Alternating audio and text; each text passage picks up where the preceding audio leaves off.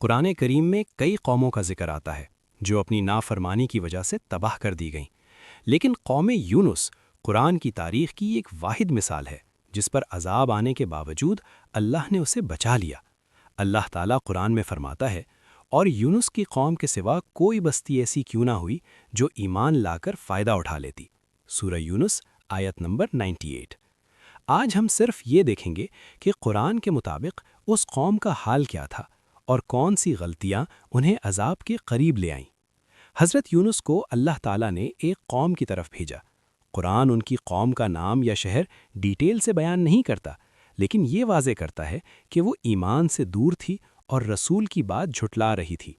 قرآن کے مطابق قوم یونس کی سب سے بڑی غلطی یہ تھی کہ انہوں نے اپنے نبی کی بات نہ مانی۔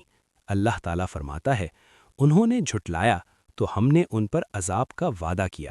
سورہ الصافات آیت نمبر 139-140 کا مفہوم، یعنی قوم کا جرم یہ تھا کہ وہ پیغمبر کو جھٹلا رہے تھے۔ قرآن اس بات کو واضح کرتا ہے کہ جب قومیں رسول کو جھٹلاتی ہیں تو اصل میں وہ اللہ کے حکم کا انکار کرتی ہیں۔ اس لیے مفسرین لکھتے ہیں کہ قوم یونس ایمان سے دور اور اللہ کی وحدانیت کو قبول نہیں کر رہی تھی، یعنی اللہ پر یقین کمزور ہو چکا تھا، ہدایت کو ٹھکرایا جا رہا تھا اور پیغام کو مذاق سمجھا جا رہا تھا۔ حضرت یونس اللہ کے حکم سے اپنی قوم کو دعوت ایمان دیتے رہے۔ قرآن کے مطابق یہ دعوت بار بار دی گئی، لیکن قوم نے قبول نہیں کی۔ اللہ فرماتا ہے، اور یونس کو ہم نے 1,00,000 یا اس سے زیادہ لوگوں کی طرف بھیجا۔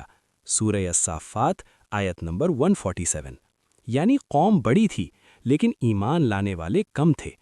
قرآن سے یہ بات ثابت ہے کہ قوم نے رسول کی بات کو سیریس نہیں لیا، اللہ کے عذاب کو دور سمجھا اور ایمان لانے میں دیر کرتی رہی۔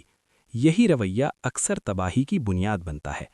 قرآن بتاتا ہے کہ حضرت یونس اپنی قوم سے ناراض ہو کر ان سے الگ ہو گئے۔ اللہ تعالیٰ فرماتا ہے، اور یونس جب وہ غصے میں چلے گئے۔ سورہ الانبیاء آیت نمبر 87، یعنی قوم کے لگاتار انکار پر نبی نے شہر چھوڑ دیا۔ قرآن یہ واضح کرتا ہے کہ جب قوم نے دیکھا کہ نبی چلے گئے اور عذاب کے آثار ظاہر ہونے لگے تو ان پر خوف طاری ہو گیا۔ یہ وہ لمحہ تھا جب قوم نے سمجھ لیا کہ اب معاملہ سچ میں سیریس ہے۔ اللہ تعالیٰ فرماتا ہے، پھر جب وہ ایمان لے آئے تو ہم نے ان سے دنیا کا عذاب ہٹا دیا۔ سورہ یونس آیت نمبر 98۔ یہ قرآن کا سب سے اہم نقطہ ہے۔ یہاں قرآن یہ بتاتا ہے کہ پوری قوم نے ایمان قبول کیا عذاب آنے سے پہلے، اور اللہ نے رحم فرما دیا۔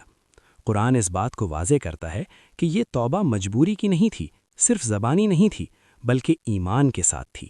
اسی لیے اللہ نے اپنا فیصلہ بدل دیا۔ اس قوم کو قرآن نے باقی تباہ ہونے والی قوموں سے بالکل الگ قرار دیا۔ اس لیے سورہ یونس کا نام حضرت یونس علیہ السلام کے نام پر رکھا گیا۔